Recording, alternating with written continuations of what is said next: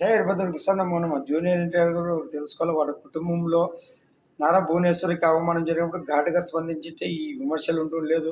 మీరు ఇప్పుడు ఇంత కొండా సురేఖ విషయంలోన సమత విషయంలో ఎంత స్పందించారు అంటే మీరు నాగార్జున గారి మీద ఉండే ప్రేమ మీ నందమూరి కుటుంబం మీద లేదా మీ తాత బిడ్డని ఇట్లా తిడుతుంటే మీ మేనతని తిడుతుంటే మీకు ఏది ఏమాత్రం రాలేదు. తర్వాత నారా బ్రాహ్మణి గారు బాలకృష్ణ గారు కూతురు మీ చెల్లెళ్ళు అవుతుంది అటువంటివన్నీ మనోభావాలు దెబ్బతింటలేదా?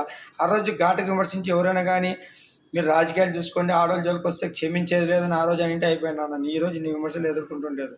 అందుకే ఎవరైనా కానీ చూడండి, రాజకీయాల జోలికి పోయిన రాజకీయమే చూడండి, కుటుంబం చూడండి, కుటుంబం తర్వాత రాజకీయాల కోసం కుటుంబం ఈ నాయకులు శాశ్వతం కాదు. రేపు చరిత్ర హీనలు అయిపోతారు. మీరు కూడా జాగ్రత్తగా. ఇంకోటి మీకు కొరటాల శివ కర్మ సిద్ధాంతం నుంచే మీకు సినిమా హిట్ అయిందన్న. కొరటాల శివుని వరం వల్ల సినిమా హిట్ చేసినాడు. ఎందుకంటే ఇది ఆయనకే పరీక్ష. ఇది ఆ శివుని ఆజ్ఞ వల్ల మొత్తానికి హిట్ కొట్టినారు.